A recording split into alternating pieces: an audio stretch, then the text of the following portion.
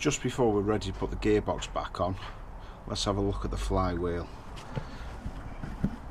So it doesn't look great. You can actually see friction marks scoring on that. There's no grooves cut into it. There's a little bit of crack in there. It's clearly where it's got hot. You can actually get your nail into that side. I'm not going to replace the flywheel yet. Why is that? Because I don't know whether I'm going to stay dual mass or go single mass. I've got a flywheel.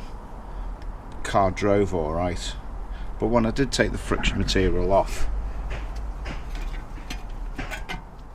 I could see the same sort of judder marks on it. And we just see on the outer section where it's certainly worn.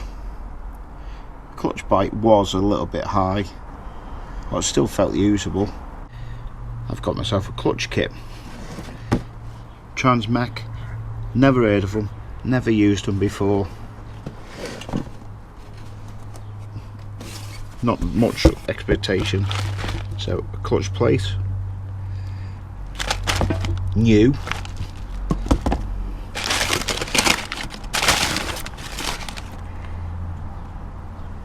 Pressure plate, looks fairly identical,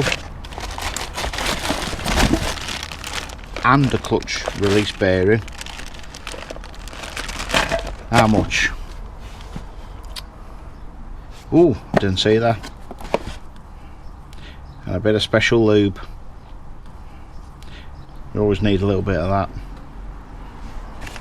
to go onto these splines, save them, allow them to move smoothly. So if you'd like to guess how much that cost me, please leave it in the comments below and I'll tell you at the end. So now we're going to get the gearbox back on and then hopefully we can start working on the Corrado.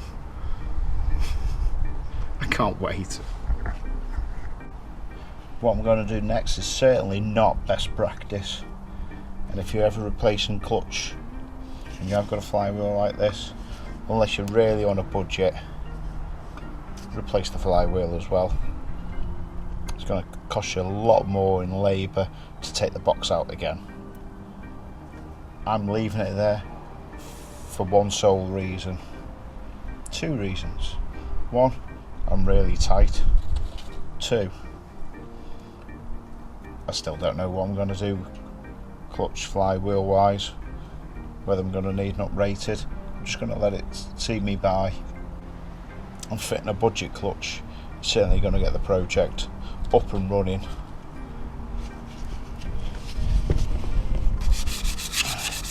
So just a light bit of scoring, wet and dry. What am I using? 180, slightly used 180, used it to clean the top of the block off.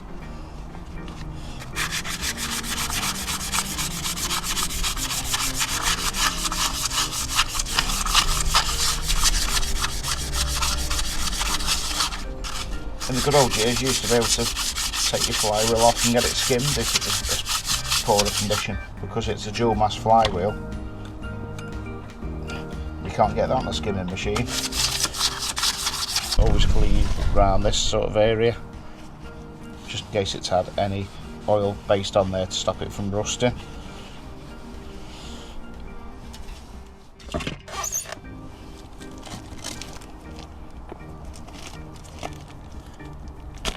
And the same with the clutch.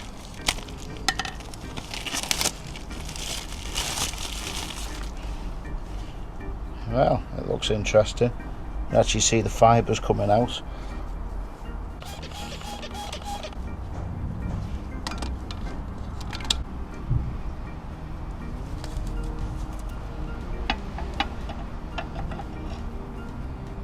If you're ever replacing your clutch, there are special alignment tools. Make sure the centre plate is square. Fortunately, I've not got any of them here with me, so I'm going to do it by eye.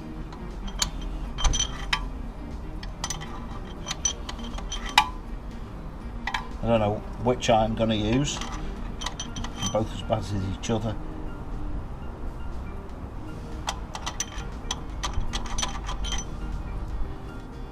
I'm going with that. There's a little bit of movement on the centre plate, but not much.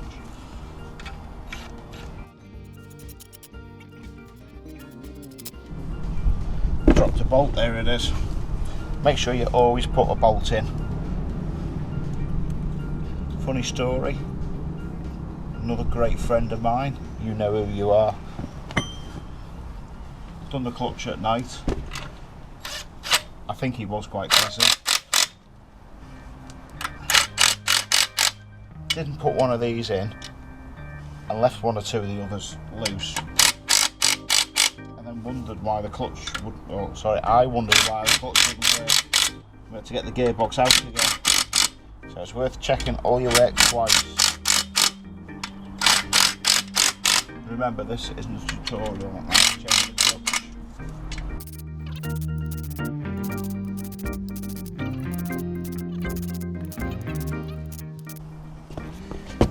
Let's just check it.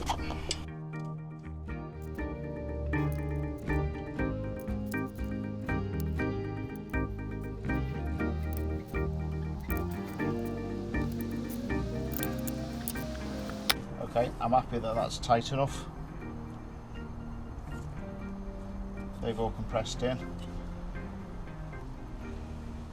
Let's get the box back on.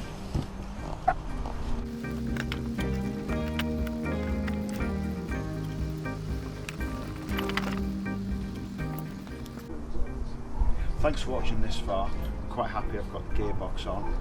I'm quite content that it's going to be reasonably reliable in its current state.